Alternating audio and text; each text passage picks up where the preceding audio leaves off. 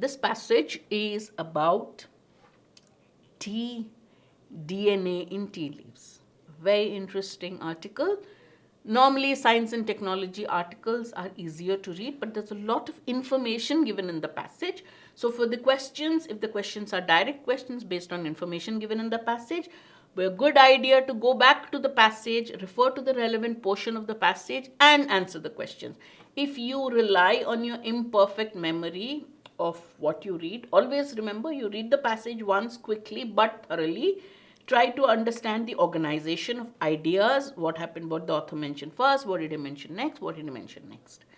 Once you do that, you don't try to remember every fact, every sentence, every word written in the passage. So if there is a question on what did the author mean by this, how many species, what DNA did to that, or what plant was used for the experiment, there were 2 3 plants named. So some other plant was named in some other connection. Then you should not rely on your imperfect memory and say, yeah, I think he meant mint leaves or whatever, and mark it. You have to go back to the passage, go back to the relevant part of the passage, look at the numbers, make sure the numbers are right. Look at the names and make sure the answer option you're marking is the right one, right? Okay, let's quickly look at the passage. So he basically says that a team of scientists has discovered a new way to uncover some of the interactions between plants and animals. How did they do that? They bought teas and herbs from a grocery store and tested the dried and packaged leaves for minute remnants of DNA, a method called environmental DNA or eDNA analysis. So, a group of scientists wanted to see the interaction between plants and animals, and they found a novel way to find out this interaction.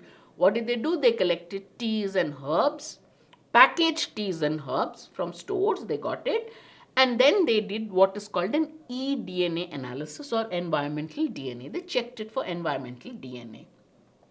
What did the team find? The team found traces of more than 1200 different arthropod species. Arthropods are insects or tiny insects, organisms without a backbone, right? Invertebrates, they're called. So you don't have to know that. They found 1200 different arthropod species. Know that arthropod has to do with animals, insects, from their analysis of just 4 plants: chamomile, mint, tea, and parsley. So they analyzed 4 plants. How? By taking packaged products, and they analyzed DNA, environmental DNA, and they found 1200 different arthropod species, DNA of 1200 different arthropod species in just 4 plants. All right, that sets the tone for the passage. The team had to develop methods to extract and amplify the arthropod DNA from all plant material. The vast majority of the DNA in tea leaves is from the tea plant itself, obviously. Probably 99.999% or something like that is plant DNA. Only a tiny fraction which is left is insect DNA. So 99.999% of DNA is tea or whatever plant DNA. The small 0.001% that is left is the animal DNA, which of course is good, because when you drink tea, you don't want to think that you're drinking insects. He adds that even a minute presence of arthropod DNA is a good sign that the tea isn't dripping with pesticides.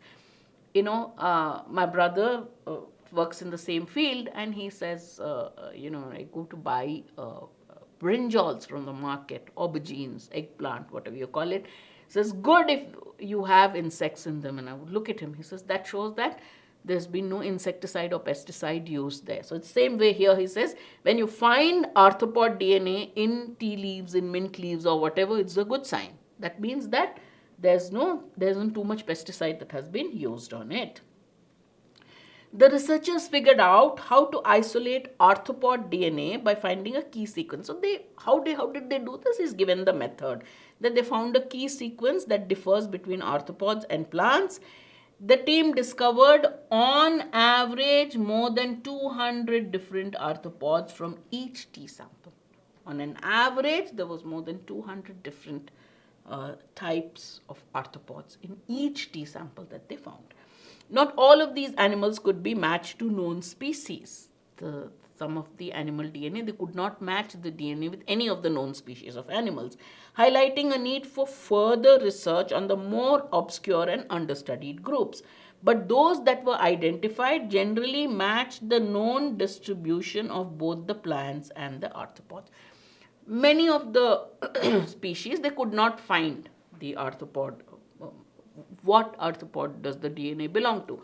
But the one where they found aligned with the geographical location and presence or distribution of both the plants and the arthropods.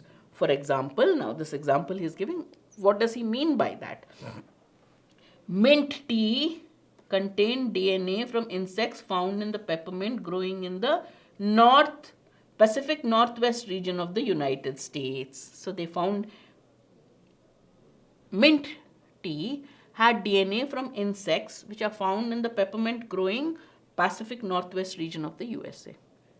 That particular insect is there, and they found mint tea had a DNA of those insects.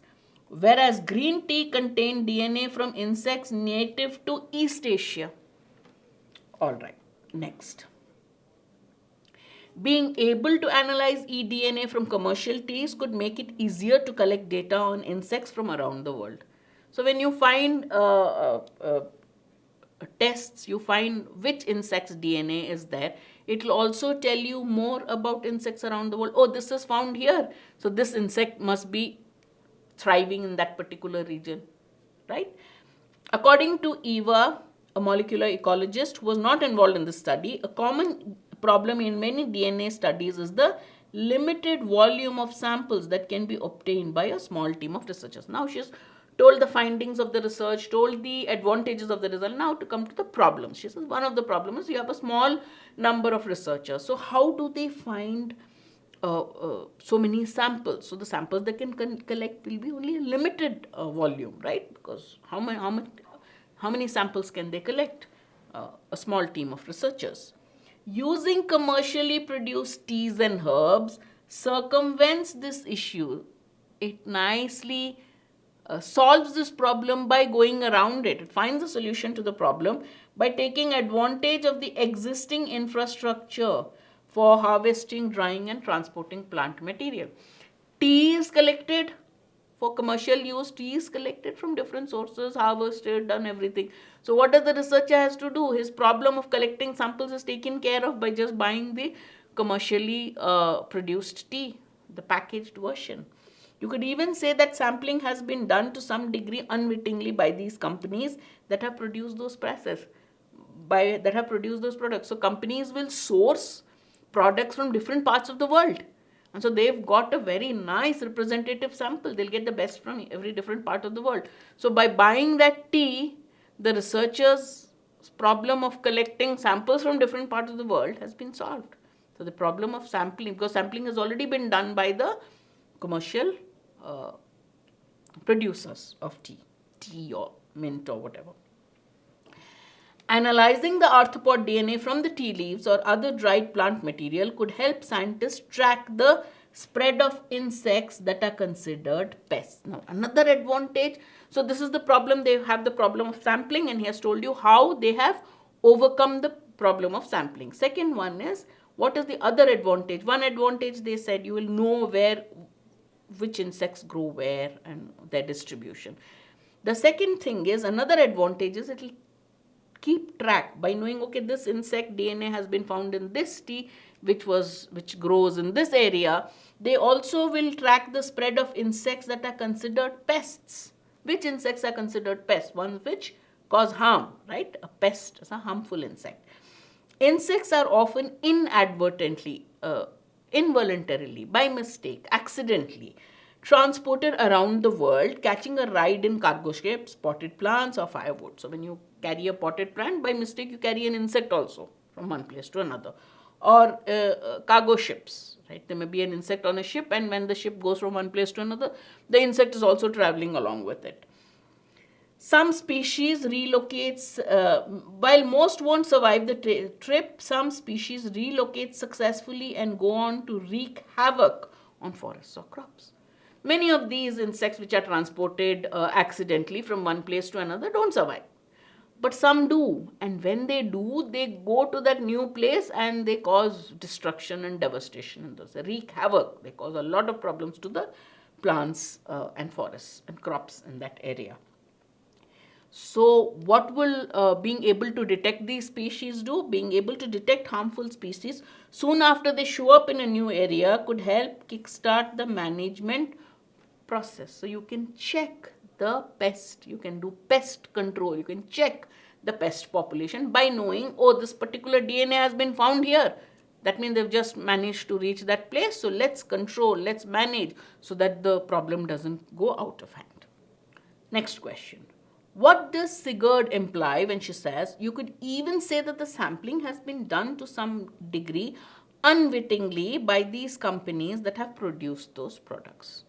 So, sampling, collecting a representative sample for research, she says, has been unwittingly, without really realizing that they are doing it, or inadvertently been done by the companies that have produced tea or the herbs.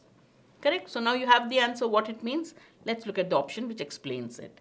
By making different varieties of tea easily available in large quantities, companies have solved the researchers' problem of limited sample size and less representativeness. By giving us uh, tea from a variety of sources, different types of tea, the company has taken care without realizing they are helping researchers. They've actually helped researchers. Why? By providing a large sample and a representative sample. So they have helped researchers solve the researchers' problem of sample size and less representativeness. The problem is less sample size, they've given a bigger sample size. The problem of less representativeness has been solved by better representativeness. So A is the answer. Let's look at B, C, and D and eliminate and see where they are wrong. The different types of tea from different companies that can be easily bought has increased the problem of sample representativeness. No.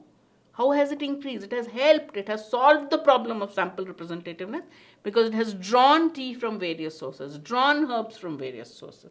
So B is the contradiction of what the author has said.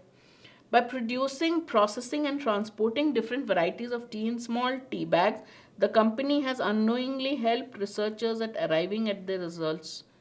It has helped in the sample, it has not helped in any other way. Okay, so this is again something different from what has been said in the passage. By producing different varieties of tea, many companies have unknowingly done the sampling works of the researchers. They have given a wider sample, they have provided, but they have not done the sampling work. Researchers are doing the sampling work.